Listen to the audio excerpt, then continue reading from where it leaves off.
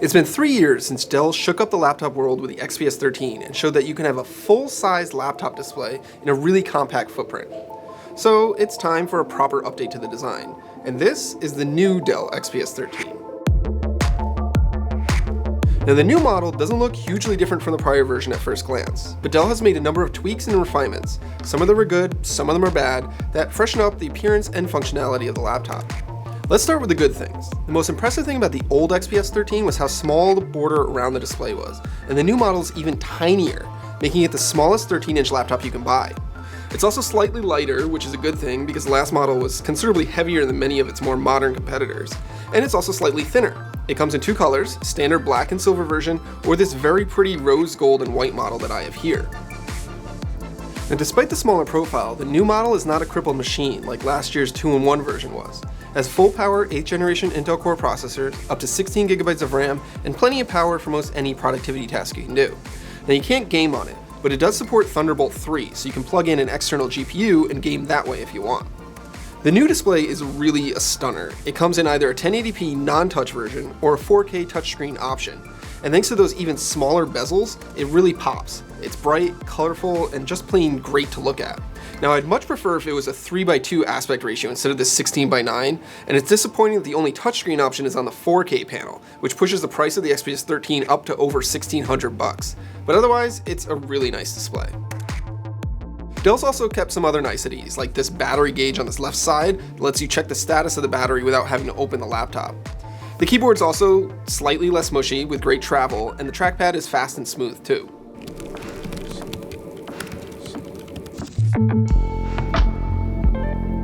So, what's not so great about this? Well, for starters, the webcam is still awful. Now Dell moved it from the lower left corner of the display to the center and added Windows Hello IR login features, but it still has an awful, unflattering, up-the-nose viewing angle, and it still gets blocked by my fingers if I'm typing while on a conference call. It's really kind of frustrating that Dell hasn't figured out a better way to do this by now. The other big issue is the port selection on the XPS 13. It now comes with 3 USB-C ports. 2 of them are Thunderbolt 3, and then it's also got a headphone jack and a micro SD card slot. Now I love that I can charge the laptop via any of the USB-C ports, but it's still frustrating that there isn't a single USB-A port for all of those accessories that still require it.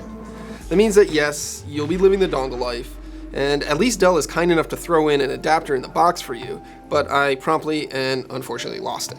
It's also kind of a bummer that the full-size SD card slot has been traded for that far less useful micro SD slot. It's either give me a full-size slot or don't even bother. The micro SD port is kind of a crummy compromise. Now the other disappointment I've been having with the new model is that it has a smaller battery than the prior version, and I've been averaging just 6 hours of use between charges with the 4K touchscreen version. That's a bit less than a full workday, and it's lower than I'd really like from this level of computer. So that's the new XPS 13. It's a couple of steps forward and a couple of steps back, which is overall kind of a bit of a bummer. I'd have loved to see Dell rethink the placement of that webcam and maintain some of the port options of the prior model while still shrinking the overall footprint. It also would have been nice if the battery hadn't gotten smaller in the process either. But if you don't care about any of those things, the new XPS 13 is one of the smallest, nicest looking, most portable full power laptops you can buy. For more on the XPS 13 and Windows laptops in general, check out theverge.com and youtube.com/theverge.